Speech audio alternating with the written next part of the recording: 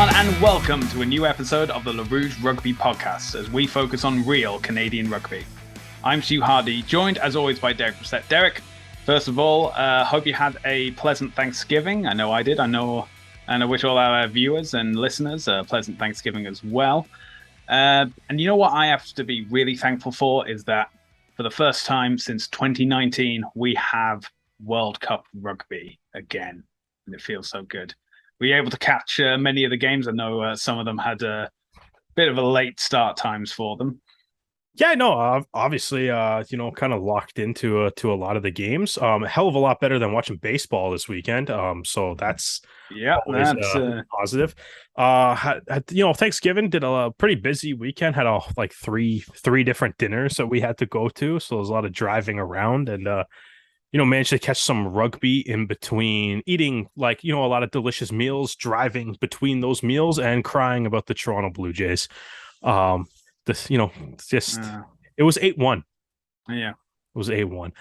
Anyways, it was 8-1. It was 8-1. And that's a really big lead. It's just, I can't even think of an analogy. I'm still upset by this. Either way. Yeah, man, obviously a lot of great rugby. The World Cup, Premiership and everything still kicking around. Obviously the highlight's definitely going to be the World Cup. The highlight right now is your Avatar: The Last Airbender shirt, which is outstanding. So I'll give that a little shout out. Aang and the gang, looking very nice there, Stu. It's probably the best piece of attire you've had since we started videoing these podcasts. So, I'm glad you like what I'm wearing. So, see, and proven to everyone I do have impeccable fashion sense. Did people say otherwise? Have we been getting complaints on the not yet, but for all our haters out there, at least I have great taste in TV shows. Yeah, and I mean Aang has an arrow on his head, so it all comes together. It's a blue arrow too. Yeah, we know which rugby team he was supporting throughout his trials and tribulations. All right, well, after that diversion of fashion thing, we always talk about something different before we get into the rugby. We have to mix it up a bit. Yeah, and we're not talking about the Blue Jays because that'll take forever. That'll be the whole podcast. No, we're having a positive podcast this week, and definitely positive because not only did Canada play, Canada won as well. An absolutely brilliant game against Japan. The final score, Canada 41, Japan 5.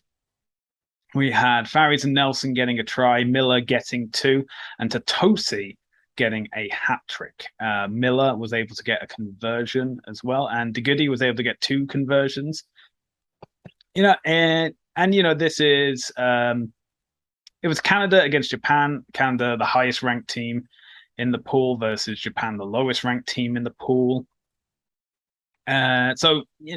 On paper, you kind of could tell where this was going all the way. It was very first half dominant by Canada. They're getting most of their tries within the first 40 minutes, only scoring 2 after half time. Mm-hmm. But at that point, it was also, the game's already been decided. Things are already going well enough, and Canada were able to keep their defense firm enough to ensure that Japan, even though it looked as though they would get close to the try line, Canada were able to hold out to ensure the victory. Results speak for themselves. So it is a 36-point advantage. And I was looking at the Wikipedia page, and it's saying if the tournament was to end now, where would all the teams that were finished in the top 2 of their pools and the 3 highest finishers, right? And Canada would be ahead of France because of 1 point, single point difference. So England, obviously, they had a barnstormer of a win against Fiji. We'll get into that a bit later. And then Canada have a 36-point advantage, and France have 35. So Canada would be second.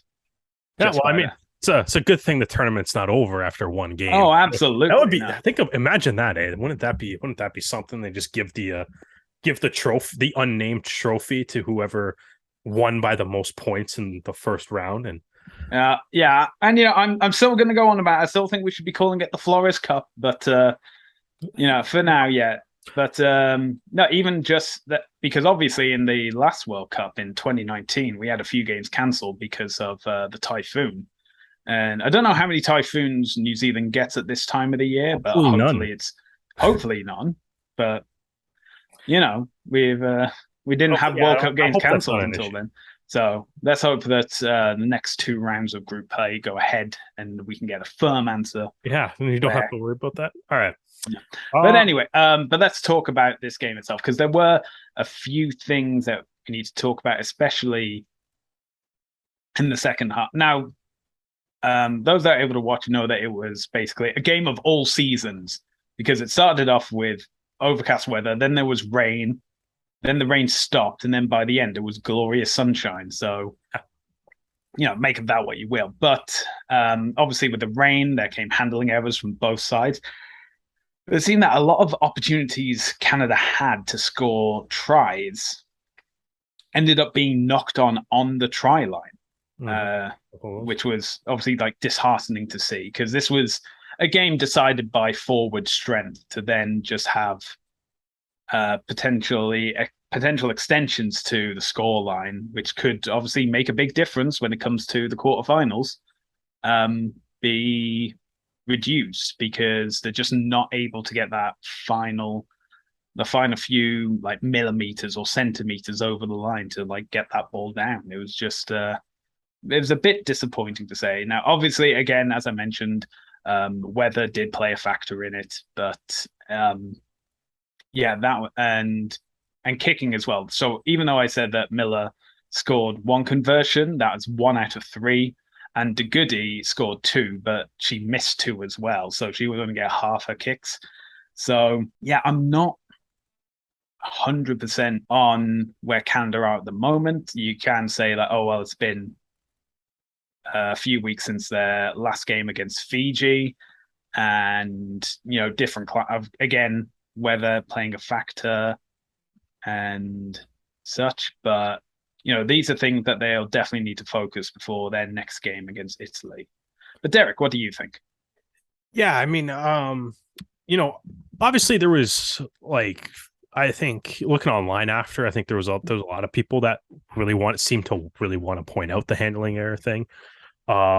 Which, it's obviously something that you need to work on. And I mean, Sophie De Goody and Kevin Rouet in both in their post-match interviews following the game, both kind of, were, in my opinion, pretty clear that they think that Canada can play better than what they played on the weekend against Japan. And I think a lot of that is just like this, just like the little tiny, as you said, right? The little tiny execution things. There wasn't beyond like a few handling errors. Like you said, a couple of them came at really unfortunate times, like with Canada pressing at the Japan try line.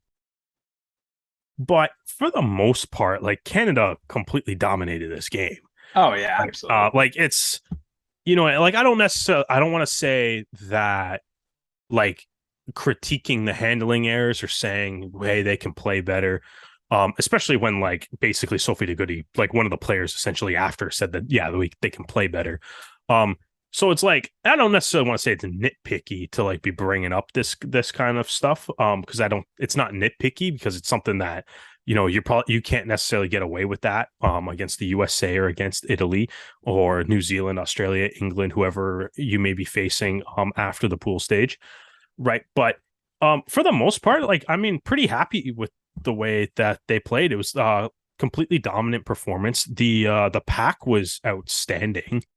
Um, they obviously the driving maul, just absolute weapon against Japan in this game. Pretty evident as Emily Tuttosi had, the hooker has a hat trick. And anytime a hooker's picking up a hatty, then you obviously know your maul's working pretty well.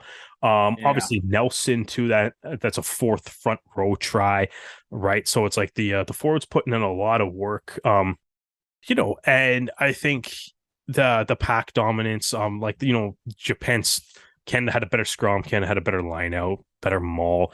Obviously at the breakdown they were better. So all the elements of the game that involve the forwards, they're making harder carries. Like you kind of said, the weather was there for parts of the game. So like I don't necessarily think the attack got super involved from the backs. for a lot of the game, but when it did, it was really effective. I mean, that the first try, which was just really, it was a really great kick by Tessier um to pin Japan deep in their own end, and then obviously Caljuvi came in with a nice charge down that Ferries was able to scoop up and finish. So that was some great work from the backs too.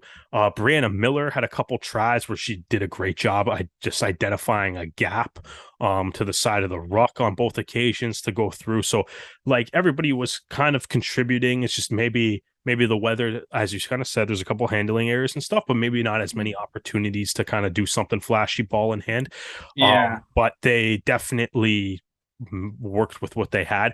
And I think too, like even one of the things I think that is really positive and stuff of this game too is just the way Canada played as well when they didn't have the ball. Only real hiccup being after they scored the first try, they kind of allowed Japan to just march right back up the field and score. Yeah. Right. And it's like that was a great response from Japan with Takano's try, but it's but like beyond that, like after that happened, I think Canada settled down a lot more, right? Like it kind of felt like almost like that play needed, you kind of get like, it's a lot of players' first World Cups, right? It's a big stage. That's kind of to be expected a little bit that the first game's not going to go perfectly smooth. But I think like too, like seeing like a player like Sarah Caljuvi, like what she did away from the ball too. Obviously mentioned the charge down, but she was making some tackles, had some breakdown steals, was doing well to help set up some other tries too, where like had some good tackles and stuff that could lead to turnovers. Right, that eventually did lead to some of Canada's tries too. So I thought that was really well. I thought Forteza also had an outstanding games. Just great work rate, great work rate from the ruck. Created a couple turnovers, a lot of tackles and stuff. Everything that you want a flanker to do, she did, right? So Yeah. I think there's a lot of players that played well and did good things away from the ball too. And just an overall, I would think like overall, just I know there is stuff to be worked on, as I think, as I said, both the Goodie, who I thought had a great game too, right down to making some breakdown steals and stuff to actually end the game at the end there. But I thought like, the Goodie had a good game. And I think with her comments and with Rouge's comments, it's like they know that Canada can play better. And I'm not alarmed by any of like, there was some handling errors and stuff. Japan had a lot of handling errors too. And considering Japan had a lot of handling errors and they had the ball for like 4 minutes in this game, it's, I'm not as concerned about it. But I think it's one of those things where it's like, you kind of look at Canada's pool and, it's like, it's kind of nice that the draw ended up being kind of favorable toward Canada as far as the schedule goes, right? Yeah. It's nice to get a game against Japan to kind of work into the tournament and stuff, right? USA had to play Italy right out of the gate, right? So that's a tough matchup for both of those teams. Italy obviously came away with I believe it was 22-10 win. Yeah.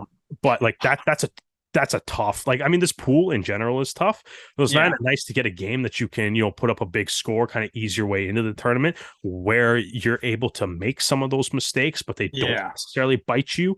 Yeah. And if there was a game to make mistakes, this is the one that you want to do with it. The players and coaching staff both kind of seem to recognize it. And I mean, it's nice that it's like the way this World Cup's set up. It's I believe because it's less teams, so we're not worried about like that random midweek game or playing games on like five. That is all the games are pretty much on Saturdays, right? Or a week-ish apart. Yeah. So for us, the Sunday games are on Saturday. Yeah, so, exactly. Well, like whatever. But I get what you mean. As in, because there's only 12 teams, you can have 2 days of 3 games apiece. And it works out fine. And therefore, everyone gets like similar rest and right. You have a normal work week where you can kind of work on everything. And then like, you go into next week and it's still like, it's all like the typical standard rugby schedule. You play 1 game a week and it's usually on a weekend. Right. So without having to worry about like a 4-day turnaround or something before a game, like the Black Ferns or whatever, Yeah, that's like true. the men's tournament equivalent is sometimes. Yeah. Which is nice. So it's like there's time to work on tweak some of that stuff, work on some of those things. Really nice thing that I mean, other than maybe some superficial cuts and stuff, it doesn't seem like anybody got hurt, at least on the surface level. So that's always, I don't think so, right? Yeah. Yeah. So at least, Well, the only injuries that apparently were prior to the game where yeah. Oh Taylor Perry yes, was yes. unable Oh, you're to very correct. Yes. participate, but that Um, I think that was just a fit. I don't know if that was an injury or if that was a fitness test because they said it was like an injury fitness test in the commentary, which covers all bases, I guess. yeah. But yeah, Well, as in yes, no, you're right. So that was Perry that had to get pulled out of the lineup, right? So I I think it mean, was hopefully, Perry and it was not just Perry, it was Perry and someone else. Let me just mm, check because research, we do it all the time. Um, but yeah, as in, there were no reports of any of the players being injured or unavailable for the game against Italy at this yeah. point. So So I let mean, me, that's obviously a good thing, right? And yeah, I yeah, mean, yeah. So it's every player got in the lineup. It was a big win. Everybody kind of contributed, and you no, know, sorry, I was wrong. It was Taylor Perry was had to be replaced. So Julia Shell, who was on the Shell bench, and started then at 10, Holly and came then in to Holly the came bench, in right? to the bench. Yeah. So So hopefully Perry's okay. But I mean, I think ultimately, like that's a solid first game, and then you got Italy next. That's on Saturday night. yes, Saturday it's night, it's again one of these confusing things. It's Sunday Sunday, on the but it's World Saturday Rugby website. It is Saturday night Saturday here. for It's or earlier though. It's like 7:45 seven p.m. forty five on Eastern time. Saturday, October. Um, Perfect. Yeah. Yeah. So you can avoid being disappointed by the Leafs on Saturday night. Um, Well, we shall see. pessimistic Toronto fan here. But so I mean, ultimately, that's I think I think it's a good start, and I mean, Italy's obviously going to be a big test. They looked great against the United States on the weekend, and obviously, Yeah. their build up to the tournaments, they beating France. They're playing some really good rugby, and they seem to kind of be a team that is really looking to make some waves in this tournament. So, Yeah. it's a big game, right? Because it's Yeah. you know Like, well, whoever wins this is likely to top the pool. it's likely to top the pool. This pool could get kind of crazy because I mean, there's always some, even if Canada USA games are always wild too, and Yeah. so it's those will be exciting. And obviously, I guess the USA has Japan, which they're probably going to be looking to put up a big number on Japan too, because that point differential Yeah. might be a really big deal for them, depending on the results of the Canada Italy match, and then obviously their match against Canada as well too, right? So, Yeah. overall though, man, yeah, can't complain. I don't know. Yeah. Looking forward to seeing what the lineup is, if there's any changes. Be really interesting. I think the one thing I am really interested in though, and probably won't get an answer until the actual Italy game, but I'd be curious to see who is kicking. Because I don't know, like the vibe from this game kind of seemed like Miller missed a lot early, and then they were like, well, let's give the ball to DeGoody, and then DeGoody, it was only 50%. I know a couple of those kicks were tough. And we've already talked about the weather, which obviously also impacts kicks. So we'll see, but I'm not sure if either one of them really stood out as the one to be necessarily be taking the kicks going forward. So I'm curious to see who Rue appoints to do that next week as well. Just take this week to focus on the kicking, focus on where to take kicks from and whose best angles on the left and on the right to the posts and see as we go from there. But yeah, so that match against Italy, as we said, this coming Saturday, October 16th at 7:45 p.m. Eastern Time. But let's talk about the other October results. 15th is the Saturday. See, World Rugby's messing you up too. Oh, God. October 15th, October 16th. Damn. Yeah. So, It is October 16th locally, but for us, it will be 7:45 p.m. on Saturday, October 15th. But let's talk about the other games of the opening round. So the tournament kicked off. Now, I was always confused by this because I thought that the tournament hosts normally open the game, but apparently that wasn't the case because the opening match of this World Cup was South Africa against France. Um, Well, yeah, triple header at Eden Park is kind of cool, though. Yeah, and actually a sellout at Yeah, so I mean, Park as well. So congratulations to both South Africa and France for being. I think it's now the highest attended women's test game. yeah, I think Ever. that's So. technically the Black Ferns Australia game, though. Oh, okay. Attended All right. because I think there was, yeah, they were all. I think that's the actual highest attended one, but all the games, yeah, it was cool though. Good opening day. But yeah, it was a very tough game for the South African women's team up against France. France are considered one of the favorites to go to the final four in this tournament, in this World Cup. So, putting up a tough show to begin with, but there you have it. The opening score for the first game is South Africa 5, France 40. So giving them that 35-point advantage. And if you thought that was a big score, boy howdy, were England about to prove you wrong because they demolished the newcomers Fiji. Although it should be said, Fiji did put up a very good fight. They were able to score 19, a very respectable score. England, on the other hand, 84 points.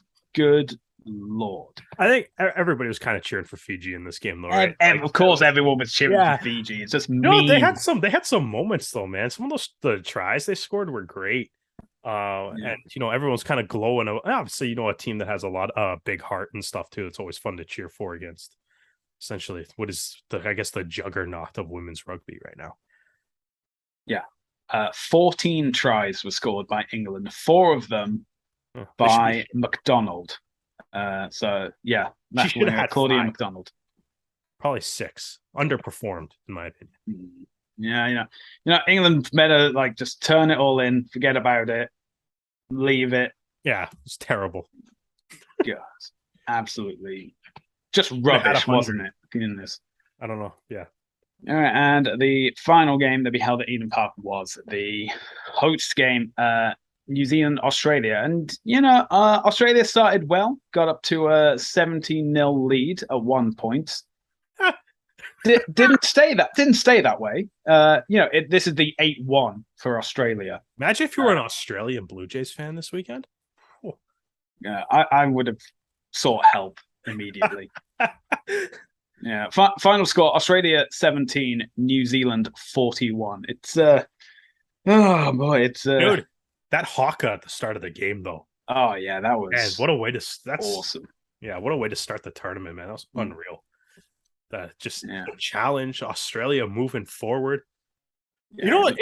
Challenging the haka never ends well for the teams that do it, though. It never ends well, but it's always good. Well, actually, you say that. England's men's team challenged the haka in 2019, and that turned out all right. That did work out. They got the You're right. That did work out. They beat the All Blacks and got the opportunity to get smoked by South Africa. That is true. It worked. It worked temporarily.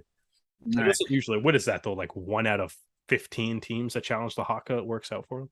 Yeah, it's best advised not to do it, but it is what it is. So we then move on to the Sunday games. We started with USA versus Italy. So USA 6th in the world, Italy 5th. I think this was opportunities wasted for the USA because they spent most of the first half in Italy's half and were unable to come away with points. The halftime score, USA 5, Italy 7.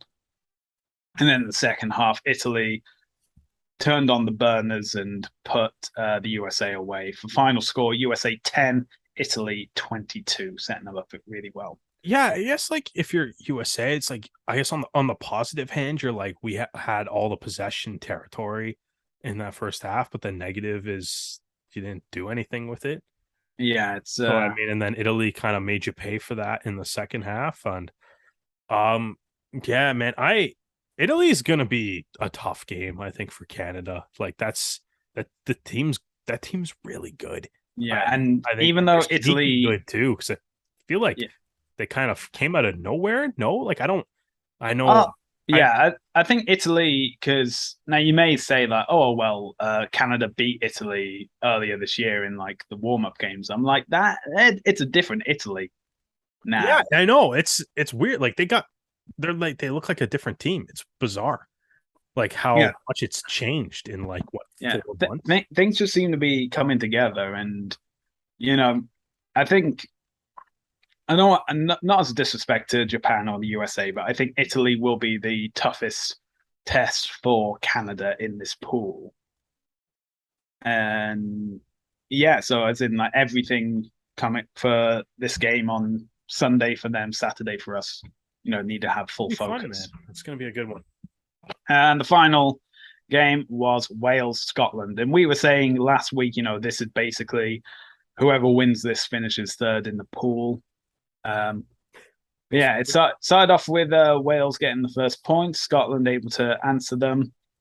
A lot of indiscipline for Wales, picking up 2 yellow cards over the game. Scotland able to get that try just before the 80-minute mark. And then Wales able to get that penalty right at the death, kick it over. That took Wales 2 points clear Yep. right there. It's easy for me to talk about it after it's happened, but watching it back, oh my lord. Uh, Wales, why do you do this to me? hey, man, at least they won. At Yeah. least they won. Yeah, it's all right now. At the time, At the not so time, much. that's nerve But wracking.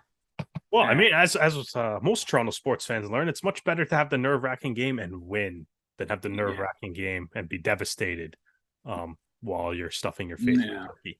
So yeah. All right. So yeah, as we said, the second round of the pool stages will be happening this weekend, and the games will be held on TSN. So make sure you check also, the listings and on your time zone to find out when those games are for you. also, um, all the games are still archived on tsn.ca. The app not the greatest for finding them. In fact, it's actually kind of rather difficult. But if you just grab a laptop or just your web browser and go to tsn.ca, you can pull up the on-demand section and all the games from the first weekend of the World Cup are still there. All right, let's move on because we'll stick with World Rugby for a moment because it has been announced that World Rugby has bought Rugby Pass, the most watched and visited rugby website. After the Rouge Rugby, obviously. We don't have a Yeah, website yet. yeah, we have an email, and World Rugby haven't got in contact with us yet, but we know it's just around the corner. Now obviously uh this has come about, and it's a governing body has bought the press outlet of the most subscribed to rugby website. And Squidge Rugby has mentioned something about this of you know can there be impartiality if you own the narrative, essentially, if you own the outlet and talk about things like that. So and World Rugby have come out and said they don't want to impose any restrictions. They don't want to take away from what Rugby Pass has done. It's just that they become the owners, and anything that's related to World Rugby, it therefore has a more far-reaching outlet. Obviously, World Rugby saying they want to grow the game. This is a means to do it, but and I can understand where the doubts are from. Yeah, like I don't. I think it's just it definitely feels weird, right? Like, I think the obvious thing that is kind of it's just like Rugby Pass, like obviously covers a lot of rugby and stuff, and I think that is kind of the point of it. is like the point of concern is really like if World Rugby does something or something happens, or there's a rugby story that comes out that maybe doesn't paint rugby or World Yeah. Rugby in the best light, like is Rugby Pass gonna like cover that properly? Yeah. Right, which I think is one of the I guess the biggest concerns right now. And I think that's kind of a justified concern because it is kind of weird Yeah. to have It is definitely strange. the governing body of a sport like owning, you know, I mean, like owning the media outlet. Like, I mean, like one of the biggest news stories right now in our country, anyways, is the Hockey Canada scandal Yeah. that's been going around, and it's like, could you imagine if Hockey Canada owned TSN and Sportsnet? Like, that would be like, would it be Yeah. own the That reporters that are digging through this? yeah. Like, it would Is it? that yeah? Would you How would that find out about this story, or would you work? find out about it in 30 years' time? Yeah, you know what I mean? Like it's kind of weird. Like it seems like there should be like some sort of gap, especially considering it's like like essentially it's not a government, but it's like being in a major governing body. Yeah. Like I mean, the other hand is that like obviously like there's a lot of leagues or other governing bodies that do make like their own content and stuff, right? Yeah. Like, there's people that work for the NHL that just write for like NHL.com and stuff, and that's like that content's great and everything, but it seems like owning like one of the bigger outlets. Yeah. Something I should clarify as well is that this acquisition has been done in partnership with Sky New Zealand, who have Yeah. also secured the exclusive rights for every World Rugby major event through to 2029. That includes the Rugby World Cups, the upcoming WXV tournament from next year, as well as Does Sevens that and mean Sevens World World Cup. Rugby owns Sky New Zealand now? No, Or no? Okay. it's a case of World Rugby in conjunction with Sky New Zealand Okay, yeah. have made this acquisition. I don't So it's not just World Rugby; it is also Sky Media or is it yeah. News International I owned think media? So ultimately it's just one of those things where it's like on the surface it seems like it could be bad, but I suppose it might not end up being bad. But yeah, I think we'll really get the answer when it's like the first thing, whatever that thing may be that happens, that we're like, oh, like a lot of the media is criticizing it, but what's Rugby Pass doing? Kind of the yeah, story comes out, whatever that story may be. Um, yeah, right. And once that happens, I feel like maybe we'll kind of get a better idea of if this is going to have an impact and stuff. And you know, yeah, it just does feel kind of weird though. I don't know if like a governing body should necessarily be owning media that they're not like officially associated with yeah, something. You yeah, know what I mean? Like, but yeah. I think that's fair. Like, it doesn't it's completely skepticism. sit I'm right just with me, but at the same time, this has only just come about, and it would be a case of even though they've said it, it's like the next scandal that comes out, whether it's um the anything next really. scandal or the next story to come out from World Rugby, if it's reported on by Rugby Pass, how is it reported on? If it is reported at all, that will be the Yeah, discussion that we I can think have then. that's the thing. Is like I think there's reason to be skeptical with it, Yeah, but at the same time, it's like maybe we just gotta wait and see how it actually plays out. Um, it's definitely unusual though, so yeah, I guess we'll see how it goes. But I don't know. It's fascinating. I'm interested to see how it goes. Feels weird initially, but I don't want to like just blatantly hate on it until I see what Rugby Pass is actually going to end up looking like in the near future. yeah. All right, we're going to move it on. We're going to stick with Rugby Canada this time, but we're going to talk about their smaller team, or as they prefer to be called, the men's senior team. So first thing we should mention is last week we talked about the Pacific Pride joining SLAR and those rumors. South America Rugby has been on social media to say they're going to make an official announcement on October 27th. So put that date in your diaries of seeing if SLAR will be changing its name to Super Rugby Americas or See which American and which Canadian teams are joining, if any, which South American teams will be involved next year. We will find out then. Now we move on to the Americas Rugby Trophy news because the squad has been named for the ART, which will be held in Brazil with games against host Brazil as well as Chile in uncapped 15s games. So squad's been announced, and there are 13 players who will have the opportunity to get their first appearance in a men's 15s test. See, I'm having to use the words differently because normally they say, oh, they have the opportunity Yeah, to get their first cap. No, they don't because they're uncapped games. uncapped But games. three of the guys are from the sevens. They're all in the outside backs. Those include Deshaun Bowen, Josiah Mora, and Alex Russell. And the others are, some MLR players as well as Pacific Pride players who played in the U20s tournament earlier this summer. So the as yet uncapped players include Emerson Pryor, Kyle Steves, Connor Young, Isaac Kelly, Callum Botcher, Matt Klimchuk, Owen Rattan,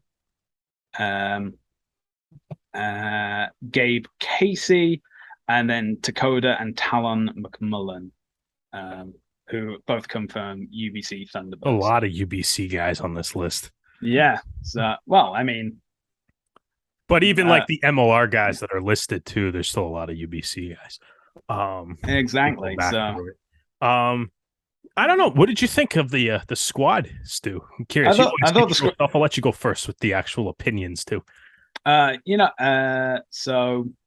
we have a lot of MLR guys in here as well who have yet to make their first cap. We and also for an uncapped team and focusing on young players, we also have guys who are still struggling to break that ceiling, such as Lucas Rumble, Ben Lesage, Kyle Bailey.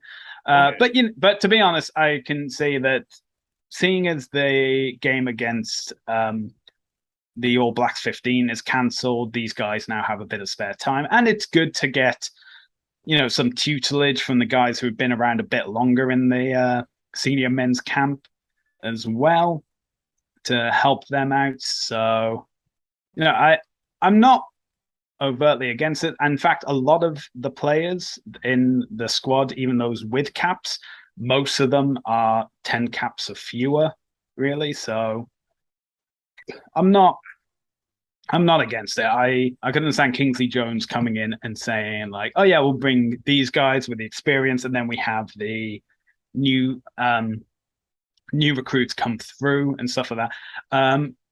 Interesting thing that came in this list is Graydon Bowd was not only just listed as with Castaway Wanderers, it was also listed as with Old Glory DC. So are we having an Andrew Coe situation here where Rugby Canada get ahead of announcing before an MLR team does? Yeah, I mean, I guess so. That's kind of become the thing. I mean, the same announcement does still say Connor Keys plays for Rugby ATL, though, so who knows? Yeah. Well, they didn't even have Owen Rattan listed as Toronto Arrows, and it was just a few days prior that he was officially announced as with the team. So Rugby Canada, High Performance Review said you have to work on communication. This is the basics, man. Come on. Yeah, I think kind of looking yeah, true. I think they'll kind of like looking at the squad. Like I was super happy. I'm super happy to see that there's it's been the thing that we've been asking for like basically all year, right? Like get a few new faces into the squad, right? And maybe the fact that these games are uncapped is giving Kingsley Jones the confidence to actually try some new players out, right? Because that's been a thing that we've been calling for. I see your point about guys like Lucas Rumble, Ben Lesage. To be honest, the only position that I'm kind of like why every position kind of seems to have like one or two like veteran sort of guys in there mixed in with like a whole bunch of new players or a whole bunch of younger guys, except lock, which is Kyle Bailey, Connor Keys, Josh Larson, and Isaac Kelly. Yeah. I'm just like, I don't know if you need all three of Bailey, Keys, and Larson there. If the idea is to see new players, like why not send, a guy like Donald Carson or Frank Carson or something, for example, right? Like why not try to, well, I mean, I was on the roster for the last tour as well, right? And Yeah. it's like, why not have a guy like him in this lineup or whatever? I mean, again, obviously there's obviously a guy like Duguid or something, but I mean, none of the European guys are here again, so maybe that has a factor into that. I just want to point out as well that these games do Games are not take uncapped, place in yeah. the test window So anyway, yeah, so they're they probably wouldn't not be available. Yeah, that's an excellent point. But so like, but that's the thing, right? Like I'm kind of like, oh, like I don't you know what I mean? Like I don't know why. Like I just that's the only position that I'm kind of like I'm not really sure like why you would bring three veteran locks, right? But beyond that though, I like everywhere else. Yeah. To be honest though, like I think in kind of keeping with that theme, like I would almost necessarily like not want to see a lot of the veteran guys actually in the lineup. Yeah. You know what I mean? Like have them down there almost as like quasi like coaches in a way Yeah. or whatever, or maybe like bring like have like one or two vets in the pack, or maybe a vet that you can pull off the bench in the second half. But Yeah. like you know what I mean? Like for example, like I am much more interested in watching like Matt Klimchuk and Caleb Botcher than I am watching Lucas Rumble in a game like Yeah. this. Yeah, I Like, get that. and that's not like a knock on Lucas Rumble or anything. It's No, just like, it's just that you've seen him.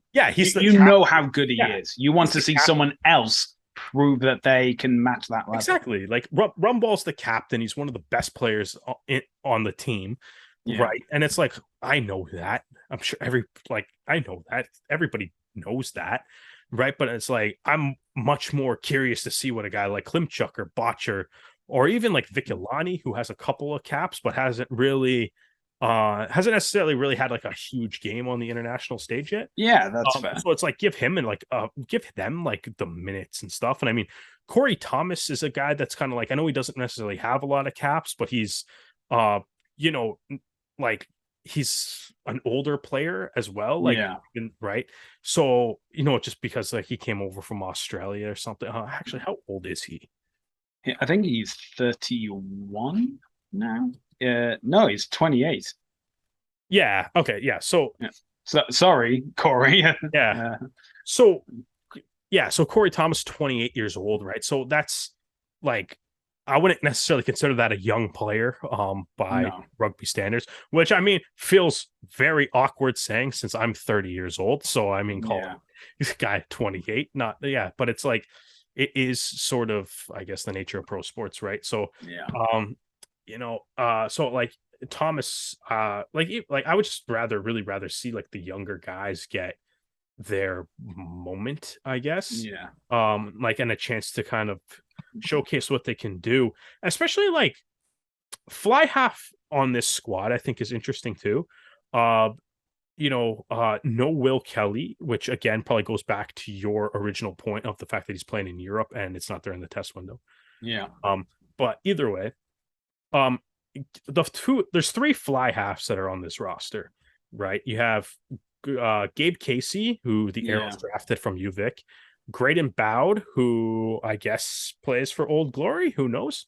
Who will play for Old Glory? Or will exactly. And you have Robbie Povey, who is can play fly half, but he's probably a better fullback than he is a fly half. Yeah, he played fullback for all of MLR 2022. Yeah. So he can play fly half, but he is a better fullback in my opinion. But he can play there. My biggest concern with kind of looking at that is like, man, we gotta develop some fly halves, guys. Like, right, and like Graydon Bowd again. It's gonna feel weird because we're the same age, but like he's 30 years old. Which means the next time Canada can play at a World Cup, Graydon Bowd's going to be 35. Yeah. Yeah, because Yeah, good God. Yeah, right. So it's double. Like, like, you know what I mean? And I mean, like, I don't necessarily see that's like, I know he only has 10 caps. So by the number of caps, he seems kind of like a new ish player, a developing player, but he is 30 years old, right? So, um, it's kind of like how much, if you use great and bout, like how much runway do you have with him, right? Yeah. Versus like, so I mean, like, and I don't know, like Gabe Casey, I'm looking forward to seeing. Obviously, he's an Arrows draft pick too. Yeah. So definitely want to check out his game and stuff. And I'm looking forward to seeing a lot of these players get some shots. And I think like I said, like I look at like the midfield, I think that's exciting. You got obviously the McMullen twins in the middle there, and then Josh Steele from San Diego Legion and Ben Lesage. And I think even that to me is a situation where like if I'm picking the lineup, I would probably go with some combination of the two McMillans and Thiel and just have Ben Lesage like what else do you need to see from Ben Lesage right now? Like I think he just it's like Yeah. we got some test matches coming up, and test matches no matter what are always important, right? So like Yeah. you can kind of do that. And I think like I don't know, like I guess in my opinion, like, I kind of looking through this roster, like I'm way more excited and intrigued by watching the younger guys play, right? And seeing what some of these new faces have to offer the team. And I kind of hope some of the vets are, going on the trip to kind of, lend more of their brain power and expertise in that way and try to like, you know, teach some of the young up and coming players what it's like to be on the national team. Get them to like kind of learn the ropes that way. But I hope I hope this tour kind of has a bit of a focus on those younger players. So, despite the fact that there's a lot of vets that are still on this Yeah. roster, that's what I'm hoping for. All right. Well, it's funny that you mentioned test matches because it has been announced through Americas Rugby News that Canada are set to play two tests in Europe next month. And next month being November, of course. So finally, we have some November games for Canada. Uh, First of all, we have the game against the Netherlands on Saturday, November 12th.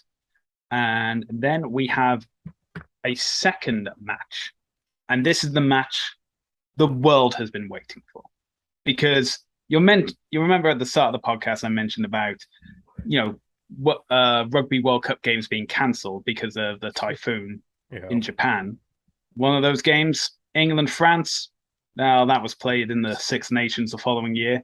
Another game, Italy New Zealand. That took a bit longer, but that was played last autumn. But another game was cancelled.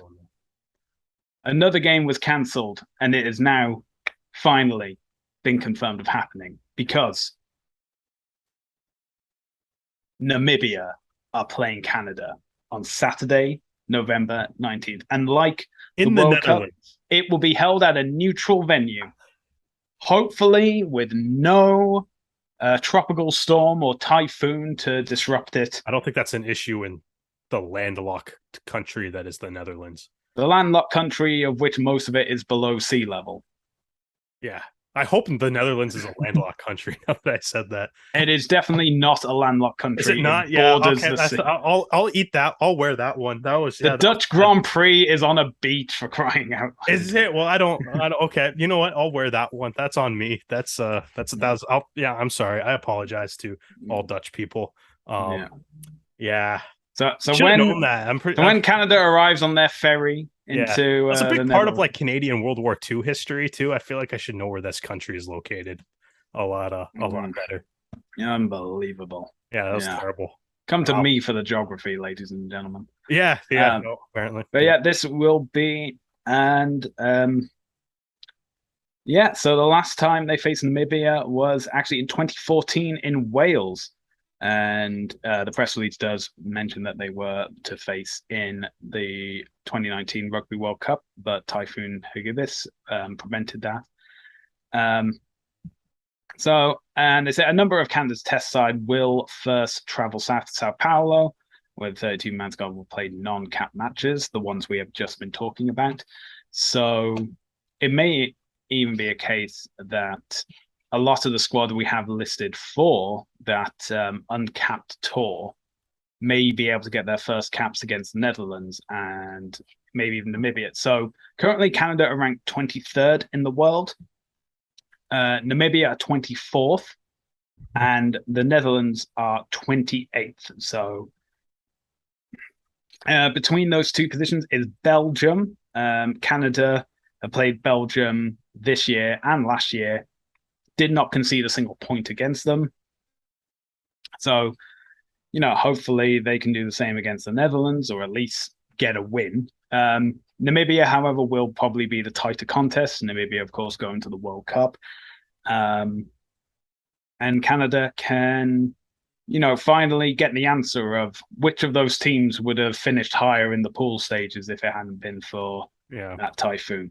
Also, to mention is that it was announced by Kingsley Jones that John McFarland will join Canada for the uncapped tour and possibly for the European tour as well as defense coach. John McFarland has previously been the Springboks assistant coach as well as assistant coach for the Bulls and Stade Francais as well. And it also announced that John McFarland will be linking up with the Houston Sabercats after the conclusion of the autumn tests. So Sabercats fans, Robbie Povey especially, definitely have something to look forward to with that announcement coming through. But as we veer into MLR content, we should talk about the two latest signings for the Arrows. So Americas Rugby News pointed out that Shane O'Leary had left Rouen Normandy in the D2 at the end of last season, just in time to fly back and watch, I believe it was the Arrows game against New England in Toronto. I think he was around for a couple at the end of the year, actually. I think he probably was, but I definitely remember him being around that one because that was like just after it was announced. Well, the latest announcement is that Shane O'Leary will be joining the Arrows for 2023. So a Canadian fly half. One goes to Europe, another one comes back from Europe. So, fair immigration, all fine with me.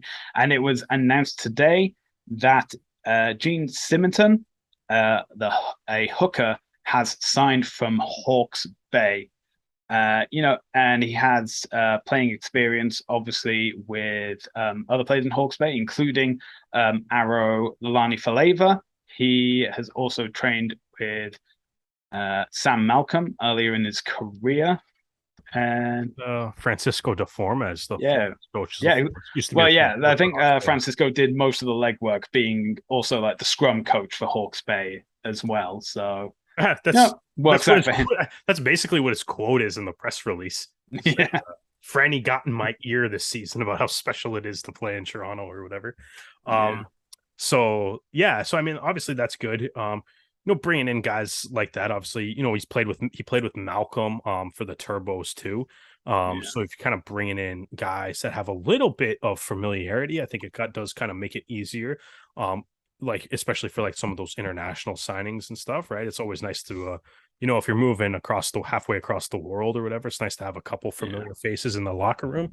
Yeah, and it does. I think like the word of mouth is like the most convincing factor for a lot of players. So when the Arrows had their big South American influx back in, I think it must have been for 2021. Yeah, now we're getting a lot of the guys said, "Oh, the reason I joined is because Levas or Mires talked about it and said how much they loved it here, and that was the reason why they joined." So now we're getting a lot of Kiwis and Aussies coming over too, especially the guys that played in like the Shoot Shield, or sorry, I guess especially like the guys that have played with some of the other Arrows players and coaching staff familiar, right? So there's a little bit of that familiarity. Yeah, and well, obviously it helps for I think because like obviously some of the players have Canadian eligibility, such as Nick Ben. Sorry, getting my names mixed up. I apologize. But I think it was also a case of Grindal too. Pardon? Connor Grindal too. Yeah, as well. But I think it was just after Nick Ben was announced as joining. It was I think it was on the Arrows social media platform that he was also then pictured with Peter Smith. Yeah. So it seems like the coaches have been going down, getting the word out there, finding out, did your granddad or parents have a Canadian passport by any chance? And Yeah, it's good. been able to sort it out that way. So Yeah, yeah, no, obviously it's working good. well. I'm looking forward to seeing him. Obviously, with the departure of Andrew Quattrin, Yeah, that is a big spot to fill on the it is squad. a big spot to fit. We did report on it previously. It was confirmed. Now it's been made official by the New England Free Jacks that he will be joining them. And as I said, I'll be cheering for him when he comes onto the pitch and stopping as soon as the whistle starts. Yeah, So yeah. So it's like obviously with the departure of Andrew Quattrin, that's a big hole that needs to be filled in. Cementon kind of seems like he's looks like the guy that the Arrows are hoping is going to be able to do that, right? So yeah, a little bit of familiarity with the forwards coach, a little bit of familiarity with some of the other players on the team too, definitely always helps. Shane O'Leary, awesome to see him back in Canada. yeah, The It's great to see the MLR having more Canadian fly halves. Uh, yeah. Always good. yeah, it's always good. As we kind of mentioned earlier, the Arrows drafted a fly half in Gabe Casey. Now, right? So that they haven't officially announced as signed yet, but they drafted a fly half.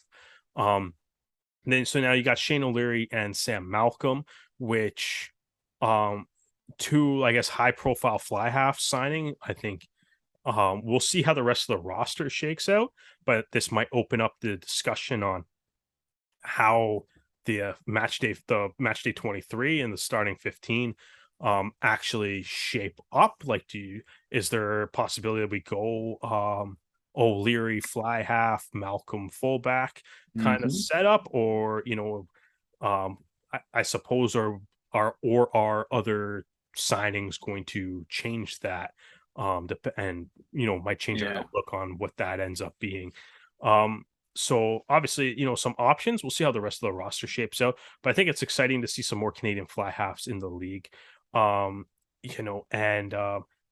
also, which I guess kind of goes hand in hand with, as we said earlier, Graydon Bowd, at least according to Rugby Canada, looks like he's signed with Old Glory DC for next year too.